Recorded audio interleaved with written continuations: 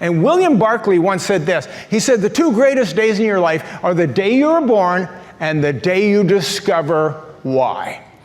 And here's how I began this message. I said, every single one of us are called to a purpose greater than ourselves. That is your greater purpose. That is your destiny. If you can figure that out, you will figure life out. And we all have something way more important than what we see around us every single day. And here's an iconic story I think you'll all remember. And it was when Steve Jobs was in need of a CEO to help him with Apple computers. And he started recruiting John Scully. John Scully was the CEO of PepsiCo. And he didn't want to come over. There was no reason for him to come over. It was a smaller company. He was going to get paid less money, etc. And this is how Steve Jobs won him over. You'll remember this with this one line.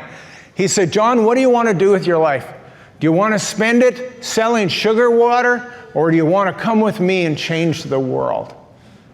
And he realized that that's what he wanted to do. And I think you could rightfully argue that he probably did change the world.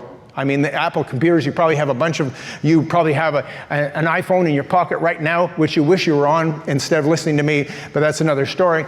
And so when you look at what happened, he presented to him a greater purpose, right?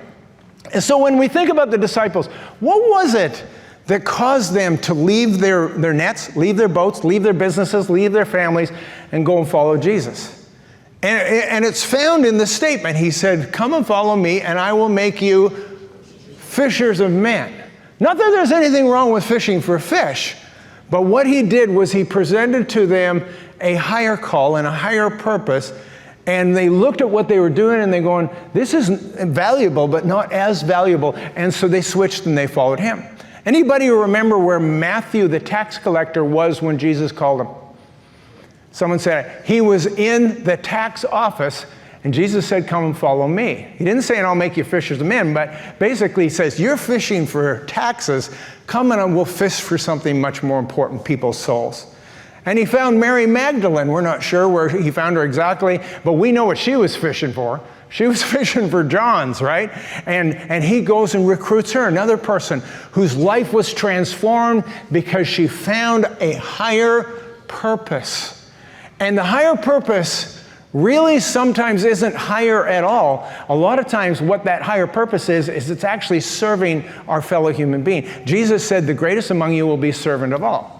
So Jesus illustrates this. You'll remember the story. They're having dinner. They finish dinner. And then Jesus does something unusual, even for him. He takes off his outer garment, ties a towel around his waist, goes and gets a basin of water, and he kneels down at the feet of each one of his disciples, and he starts washing their feet. You all know this story. It's in John 13. Now, here's what was so extraordinary about that. That job of washing someone's feet in that day and age was the lowest of the low as far as a servant was concerned. People in those days didn't wear shoes. They didn't have, they might be barefoot, they might be in sandals, they had cracked, hard feet, and there's dirt and grime and who knows what else, toe fungus, that gross toe fungus like you see on TV. Who knows what they had on their feet. And these people had to wash the feet. And by today's standards, it'd probably be the guy who has to scrub the toilets. We don't want to do it. We respect him for doing it, but we don't want to do it, right? Jesus takes the lowest role in this society, and he starts washing these guys' feet. Now, they don't know where to put this because he's the master, they're the disciples, he's washing their feet. He gets to Peter. Do you remember this part? Peter wigs out and says, you're not washing my feet. He says, Peter, I'm washing your feet. It's the way, I'm giving you an example here, I'm washing your feet. So Peter, being Peter, says, well, then you can wash all of me. And he said, look, Peter, you can bathe on your own time. I'm washing your feet is all I'm doing. And then he tells them, he says, I'm doing this as an example for you, and I want you to go and do likewise.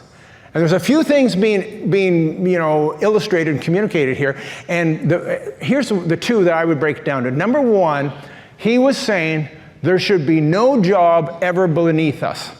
Jesus was the Son of God, King of Kings, Lord of Lords, and he was washing people's feet. What was he saying? There's no job beneath me. I will go to the very lowest. And the second thing I think he communicated was this, that I'm not going to ask you to do anything that I'm not willing to do myself.